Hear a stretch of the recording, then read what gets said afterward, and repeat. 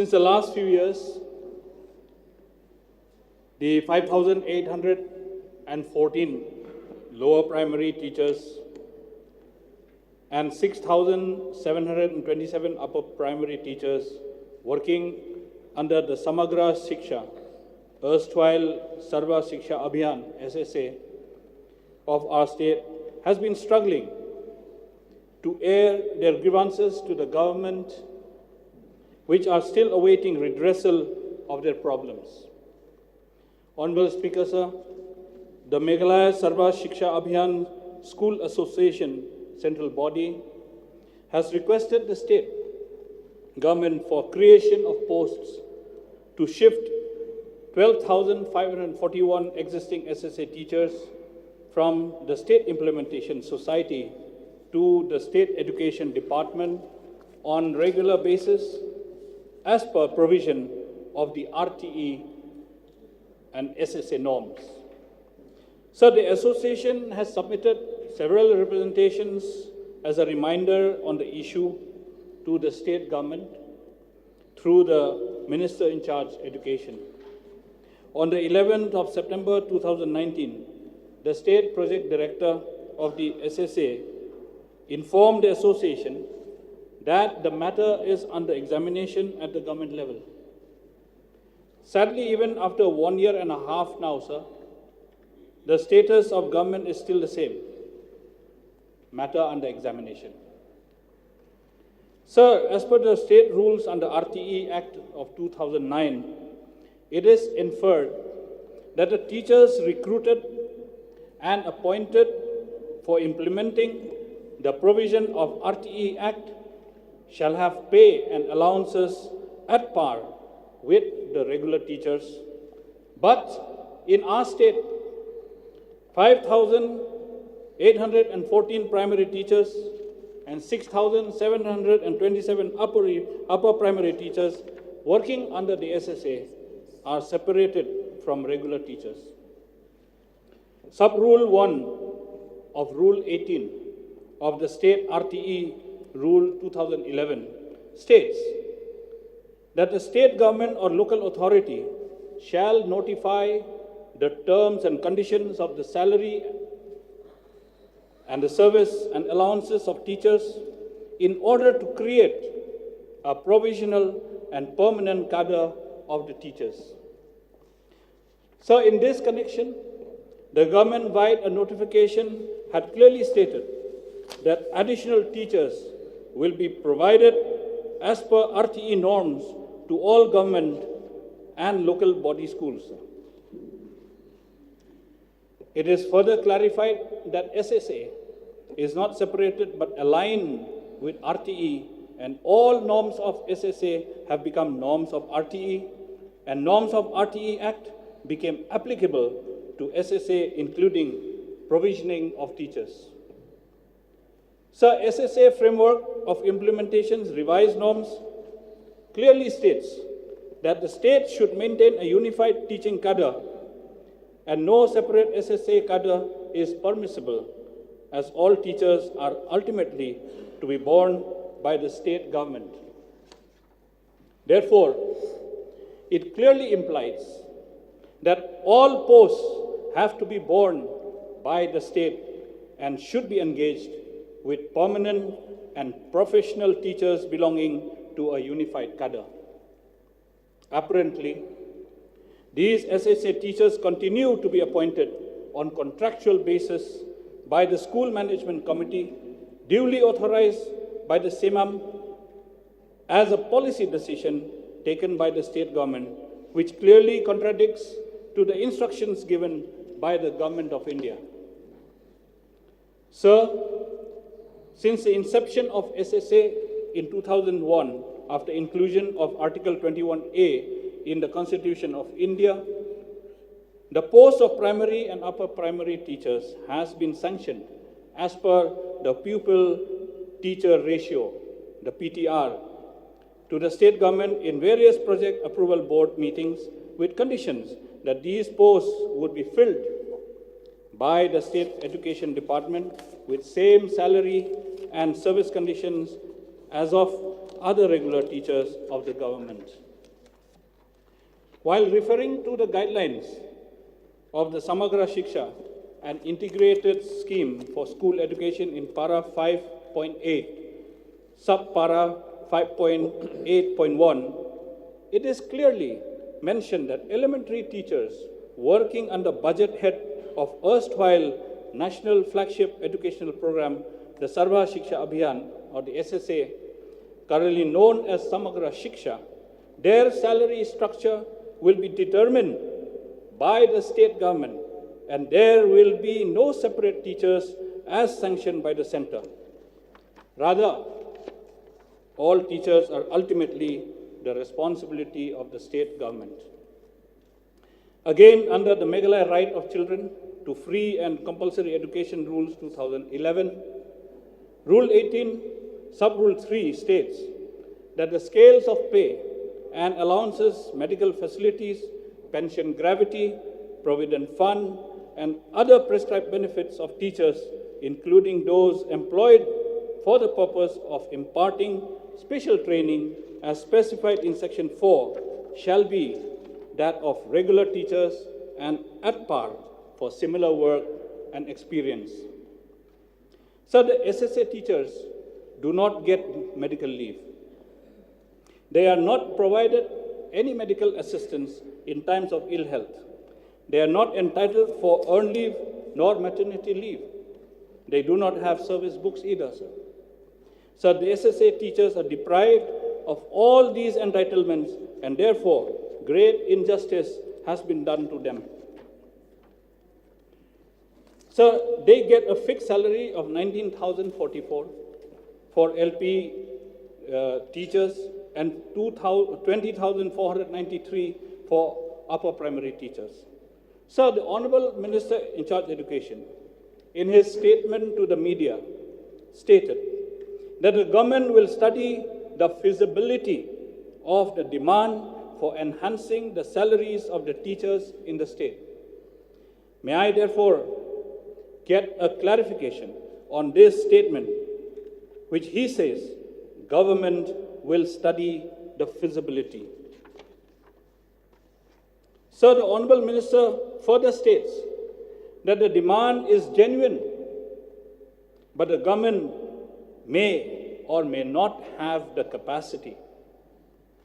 Sir, I understand the government will require a huge amount of rupees 200 crores or more if the salary is to be enhanced. But I may say that this is inevitable. We are in a situation where the government has to take a call at the earliest. The Honorable Chief Minister has earmarked a handsome budget for the Education Department in the current budget. Honorable Speaker, sir, through you, I request the Honorable Minister Education to kindly consider the enhancement of the salaries of the SSA teachers in the state, keeping in mind the lean economy due to the corona pandemic and current trend of price rise of commodities. Therefore, before I resume my seat, I urge upon the government to consider the enhancement of salaries to SSA teachers at the earliest. Thank you, sir. Minister in charge, please.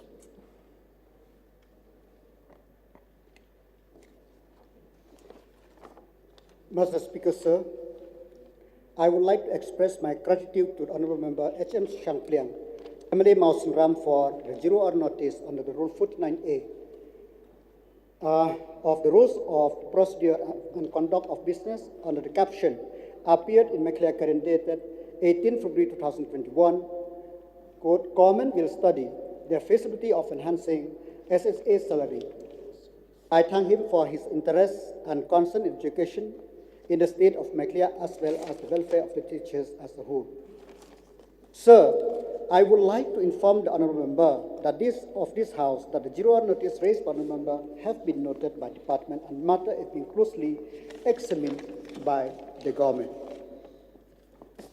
Sir, SSA is a Government of India flagship program for achieving universalization of elementary education in a time-bound manner, as mandated by 86th Amendment to the Constitution of India, making free and compulsory education to the children of 6 to 8 years a fundamental right. SSA being implemented in partnership with the state government to cover the entire country. That, sir, I would like to inform the August House that the study is underway to understand the demand of the SSA teachers and its feasibility. The framework of SSA of the integrated scheme of Samagra Shiksha Abhiyan and integration of Sarva Shiksha Abhiyan, Rashtriya Madhyamik Shiksha Abhiyan, and teachers' education, at chapter 5, para 5.8, subpart A, stated that recruitment and other service matter of teachers are under the domain of the state, union territory, and the central government is only to provide support as per availability of fund. The norm of the SSA and RTE 2009, Act 2009, and the clear right to children and to free and compulsory education rules 2011 has categorically emphasized on the need to prepare the state to universalize the elementary school education and ensure the quality education, including equity and inclusiveness. The state government need to review the status of the teachers in the state, whereby fostering them to the level of dignified profession through rewarding regular and human financial benefit, which will fit into the living conditions, service, and qualification as mandated by RT Act, the NCTE, and natural justice. Taking into consideration of the RT Act and the welfare of education of the state as a whole, it is therefore justified that the resource for the progress of the state at the grassroots level should be strengthened and investment for its sustainability be enhanced. Therefore, the State Education Mission Authority of Meghalaya shall revisit the proposal for enhancement of salary. Sir, I will just want to go to some problem which arise, which need deliberation, and to see how we could overcome this problem. Number one, that these schools are managed by the managing committee, and recruitment to this post is being done by the managing committee. Number two, as the honourable member has rightly mentioned, the school should strictly follow the pupils to teachers ratio. In fact, sir, I attended the CAP meeting in 2019, where I raised the issue of enhancement of teachers' salary under the SSA. And the reply I got in that meeting is that Meghalaya has got so many schools and so many teachers, and in fact, many of the schools are more than what it is should be there as per RTE. So you should revisit and rationalize the school. And in fact, some of the school you need to have to do away with some schools. This taken me aback, sir, because doing that, I know that many of the teachers, SSA teachers, if we go by the people to teachers ratio, and also as per the mandated by the RTE, many of the schools have to be closed down, and many of the teachers have to lose their job. So it is both ways. What can we do? That's why we are deliberating, and we are continue to deliberate. We know the concern of the teachers. We know how to help them, but the constraint is that whether those managing committee will allow the government to take over the schools. That is number one question. Whether some school within the vicinity of 1 kilometer area for the primary school will be abolished since the people to teacher ratio is less, whether that could be done or not, because some teachers may have to lose their job. Number three, then if that, then we have to recruit the teacher. So it is not a very easy. And number three, the financial implication. Sir, to implement, to absorb this post, we need not less than 527 crore, 567.644 crore annually to meet the salary of this, which entailment of the additional requirement of fund of about 216 plus because of this capping of salary by the central under 35 crore, so it's become about 251 crore extra only for SSA component. Sir, we have also other teaching community teachers or the other part of the, ad hoc deficit, pattern deficit. When we have to think holistically. We cannot do one part of the only for SSA. We have to look in the holistic view. So we are study how to rationalize the school under SSA. Number two, and how to meet a financial implication on the SSA. So that's why it is not a very easy decision, but ultimately at some point of time, we have to take a decision. The decision may not please everybody, but we have to take a decision for the benefit of the student community, for the benefit of the general education in the state of Meghalaya, and also for the benefit of the teacher. With this word, thank you very much, Mr. Speaker, sir. I'd like to thank the Honorable Minister in charge of Education for his reply. Though there is nothing assuring on the whole subject matter that I had raised, he has not been able to give me any kind of assurance whatsoever. I understand the difficulties that he is undergoing with the whole education teachers' problems of salaries, of appointments, and so on. But, sir, this issue of SSA teachers is not new, sir. This is not the first time that I have brought this issue to the notice of this August House and to the notice of the Honorable Minister. And Honorable Minister, in the last years also, had assured to come up with certain proposals. And, sir, it has taken 1.5 years from the date that this matter was raised. So I do not know how long the Honorable Minister is going to take in this regard, but I think the sooner the better, because there is a lot of hardship, there is a lot of problem that the SSA teachers are facing.